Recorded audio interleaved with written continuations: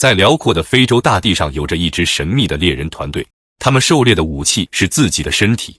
先是通过模仿动物的行为，精准地追踪到猎物，之后他们将会与猎物进行一场极为残酷的竞赛——死亡赛跑。比赛一旦开启，猎人将会不顾一切地紧紧追逐着猎物，他们的胜负将只能以其中一方的死亡决出。这便是这片土地上的生存法则。住在这里的人们到底过的是怎样的生活？他们为什么会选择用这种极端的方式捕猎？想知道的观众老爷们，请长按点赞走一波。本期战狼纪实就将为大家讲述沙漠求生者布希曼人的故事。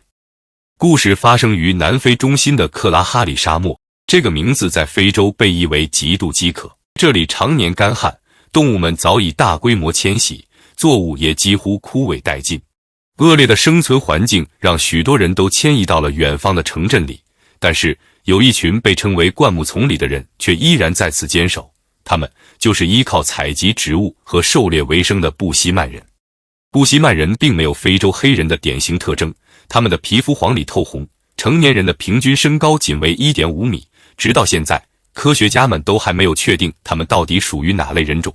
如今，生存在克拉哈里沙漠的布希曼人仅剩40人，由于边境线和动物保护区的划分，他们只能被迫聚集在面积不到 1% 的诺马村里艰难谋生。为了记录这个濒临消失的文明，从小在非洲长大的盖伊跟随向导来到了这里。远道而来的盖伊首先要做的就是得亲手搭建自己的住所，因为这个地方显然是没有酒店的。不过好在搭建这样的小屋并不困难，只需要将干草覆盖到用树枝搭建起的框架上，1个小时就有了一处容身之地。不过既然房子都得自己动手造，那食物当然也得自己找。在村子里，男人们负责狩猎，女人则担负起了照顾孩子和采集植物的使命。盖伊虽然迫切想见到传奇的猎人们，但首先得搞定自己的晚饭。于是他跟着村里的4个女人出发了。女人们凭借着丰富的经验，很快就在灌木丛里找到了一个长得奇形怪状的食物。大家可以在评论区猜一猜，这长得像炸弹的圆球吃起来是什么味道？阿郎，我倒要看看谁能猜得对。幸运的他们还在土坑里发现了3枚鸵鸟蛋。布希曼女人告诉盖伊，这是他们除了肉以外最珍惜的食物，所以必须得让部落里最有经验的厨师烹饪。盖伊把蛋带回村子后，找到了坐在原始灶台边的大厨。接下来，大厨让盖伊在蛋的顶部凿出了一个小洞，他在一旁清理着灶台的沙子。之后，正当盖伊以为他会拿出个煎锅或者直接连壳带蛋一起火烤时，只见老太太以迅雷不及掩耳之势把蛋液倒在了沙坑里。盖伊的笑容逐渐凝固在了脸上，这相当于24个鸡蛋的鸵鸟蛋将会以最亲近自然的方式变成蛋饼。接下来，就在盖伊好奇这蛋该怎么翻面的时候，老太太出手了。埋起来就行，在弹幕上输入666，会有惊喜出现。10分钟后，灶台周围已经围满了孩子。沙漠蛋饼虽然卖相不好，但是对于饱受饥饿的布希曼人来说却是尤为珍贵的，这能让他们获取到成长所需的蛋白质。但是几个鸵鸟蛋显然无法养活40口人，肉才是他们真正需要的东西。部落里的狩猎4人组便是这珍宝的来源，他们分别是能精准追踪到猎物的千里眼乔瑟夫，拥有精准剑法的神射手法尼，硬汉乔纳斯，以及百科全书图卡，他精通于用各种虫子制作带毒的箭头。可以说这4位猎人养活了整个村子。要知道，他们只要捕获1头大羚羊，就足以让40个人吃上1个月。慕名前来的盖伊也终于见到了他们。不过，当盖伊表明想要看到传说中的死亡赛跑后，猎人们的表情却逐渐凝重了起来。乔纳斯率先开口拒绝了盖伊，因为所谓的死亡赛跑，就是人与猎物之间比拼耐力的生死战。人的速度绝对比不上动物，所以只能通过不停的追逐来耗尽猎物的体力。而先倒下去的也可能会是猎人。盖伊不能为了拍摄让别人赌上性命，所以他决定静观其变。第二天，猎人们一大早就出发了。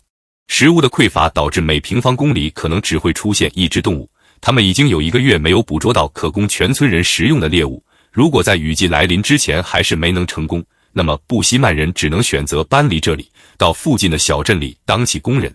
延续了千百年的文化也将会慢慢凋零。为了传承，猎人们将会全力以赴。一同寻找后，他们有了重大的发现：土地上遍布着动物的足迹，布希曼人能从足迹里判断出它们出现的时间、体重以及性别。令人惊奇的是，他们甚至可以通过叶片的露水和蜘蛛重建蛛网的时间来判断猎物行进的方向。如果你知道这是怎么做到的，请在评论区告诉我。现在，猎人们根据这些信息锁定了一头雄性大羚羊。随后，千里眼乔瑟夫施展了一种古老的追踪技巧，他通过模仿羚羊的行为来进行精准定位。就这样无痕迹追踪了 1.6 公里后，他成功找到了羚羊。然而，此时的风向却突然转变，羚羊闻到了他们的气味后拔腿狂奔，法尼在慌乱之中射出了一箭。很显然，他失手了。回到部落后的法尼显得十分消沉，因为作为一名被称为神射手的猎人，出现这样的低级错误显然是不能被人所理解的。最重要的是，打猎的失败也意味着部落里的40个同胞还得继续挨饿。眼看着狩猎的黄金期马上就会过去，法尼日渐低迷的状态使得同伴们十分忧虑。他们决定用布希曼族传承了6000万年的古老仪式，将法尼的猎人之魂重新唤醒。夜晚，村民们围聚在篝火旁，伴随着丝丝吟唱，跳起了那象征着能改变命运的治疗舞蹈。第二天，受到了心灵洗涤的猎人们一大早便开始做起了准备，这是最后的捕猎机会。如果这次还是空手而归，他们只能放弃自由，去到附近的农场工作。身上的重担促使着他们只能成功不许失败。这一次，他们迎来了近乎相同的开局。一头大羚羊在2小时前留下了足迹，重振起了士气的法尼经过一段时间的追踪，很快就来到了羚羊的附近。此时的风向十分有利，法尼顿时严肃了起来。这一次，他绝不能失手。法尼从草丛里慢慢爬到了射击位置上，随后弯弓射出了一箭。他高兴地示意盖伊已经成功命中。接下来，猎物身上的毒箭会让他慢慢倒地身亡，他们只需要循着足迹就能轻松获取到这救命的食物。然而，法尼在与其他人会合后，却得到了一个犹如晴天霹雳的消息：他们在地上找到了射出的箭，羚羊很有可能没有中毒。法尼满脸苦涩地看着这本该停留在羚羊体内的东西，随着箭的掉落，他的心也再一次沉到了谷底。就在众人商讨着主意时，羚羊突然出现在了他们身旁，但是情况变得非常糟糕，因为他受到了惊吓，已经开启了全速奔跑模式。猎人们无能为力，只能眼睁睁地看着他跑远。不过，法尼的眼神里却突然充满了决绝，他用上了最后一个办法，那就是死亡追逐。追逐羚羊的目的是不让它休息，利用炎热的天气杀死羚羊。虽然拥有72斤轻盈身材的法尼是个绝对的长跑好手，但是在这极端的天气下，体温只要升高几度，他就会立刻死亡。所以这也称得上是人类最古老、最危险的狩猎方式。人高马大的盖伊也不过跟着法尼跑了一小段的距离，就因为体温过高宣告放弃。此时的气温接近40度，法尼已经足足跑了2个小时之久。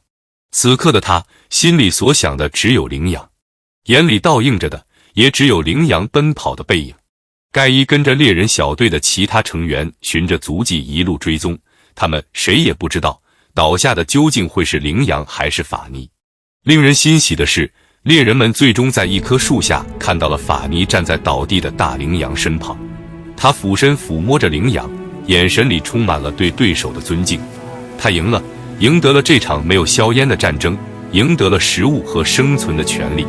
同时他也知道，这仅是一次短暂的成功，生存的挑战仍将在这片土地上继续下去。放眼观察，品味万物，欢迎关注战狼纪实，咱们下期接着聊。